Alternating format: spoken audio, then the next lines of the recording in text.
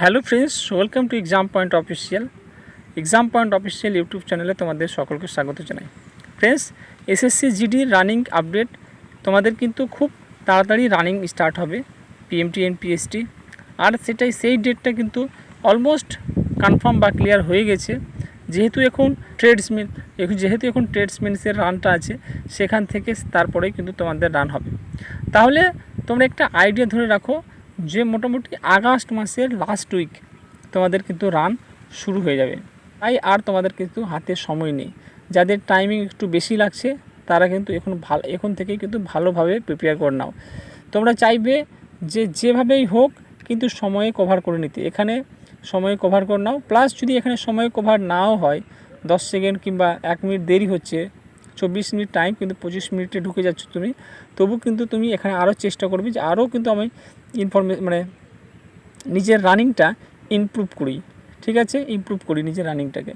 এবার ধর নাও তোমাদের ওখানে কিন্তু রোদে হতে পারে, তোমার রানটা রোদে হতে পারে, কিংবা মাঠে তো হবে না, রোডে হতে পারে, কেন বেশিরভাগ রানটা রোডে হয়।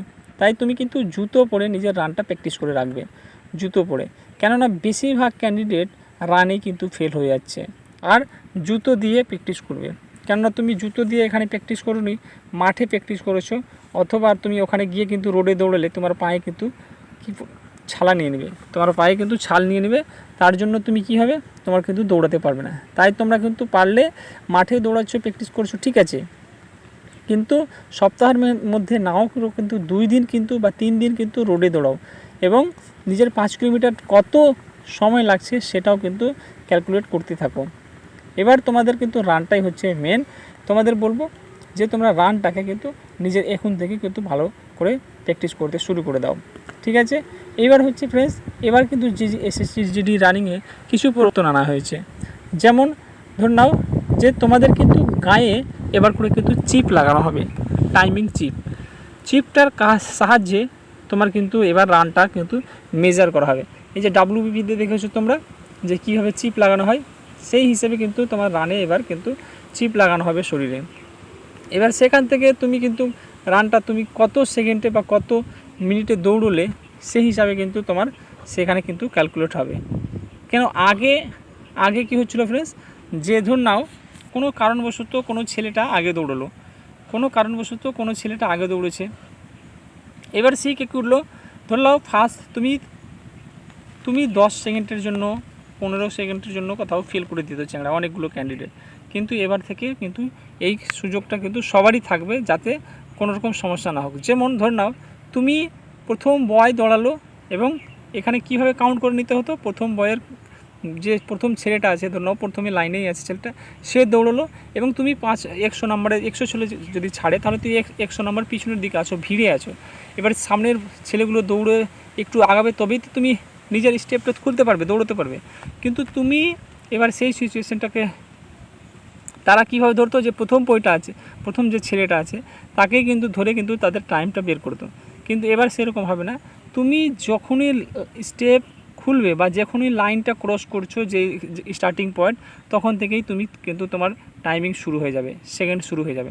তুমি এখানে যদি দাঁড়িয়ে আছো, ধরো এখানে দাঁড়িয়ে আছো এখন পর্যন্ত, কিন্তু এখান থেকে স্টার্টিং পয়েন্ট থেকে তুমি শুরু করোনি, তাহলে তোমার কিন্তু টাইম কিন্তু কাউন্ট হবে না। কেননা এখানে যে ছেলেটা ছিল তোমার আগে, সে কিন্তু দৌড়াতে শুরু করে দিয়ে এখানে পর্যন্ত চলে এসেছে, আর তুমি কিন্তু এখানে শুরু করতে পারোনি, কেননা অনেক ভিড় আছে, তার জন্য পড়ে যাবে।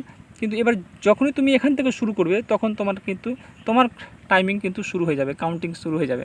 এবার তুমি কিন্তু নিজের ইচ্ছা অনুযায়ী দৌড়াতে পারবে, কেননা তুমি 10 সেকেন্ডের জন্য যে ফেল করতে এর হিসাবে টাইমটা ধরা হতো, এবার কিন্তু তুমি যখন শুরু করবে তোমার হিসাবে কিন্তু টাইমটা ধরাবে। এটা একটা ভালো পরিবর্তন। এখান থেকে অনেকজন বিভ্রান্তি হবে, বুঝতে পারবে না, আবার অনেকজনের কিন্তু পাস হওয়ার কিন্তু চান্স রয়েছে। আই হোপ তোমরা সব কিছু বুঝতে পেরেছো। তাই তোমাদেরকে বলবো, তোমরা নিজের রানটা কনফার্ম করে বা ঠিকমতো প্র্যাকটিস করে মাঠে গিয়েও এবং রানে পাস করে আসো।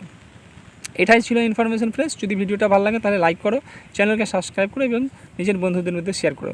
আমরা কিন্তু এই ধরনের ভিডিও কিন্তু প্রোভাইড করতে থাকবো, তাই তোমাদেরকে বলবো চ্যানেলটা সাবস্ক্রাইব করে রাখো, যাতে তোমাদের কাছেই প্রথম নোটিফিকেশানটা পৌঁছে যাক এবং তোমরা কিন্তু পিছিয়ে না পড়ো।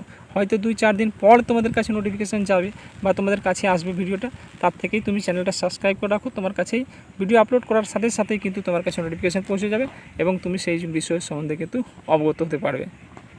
ঠিক আছে ফ্রেন্ডস, তাহলে চলো, ভিডিওটা যদি ভালো লাগে তাহলে লাইক করো, চ্যানেলকে সাবস্ক্রাইব করো। জয় হিন্দ, বন্দে মাতরম।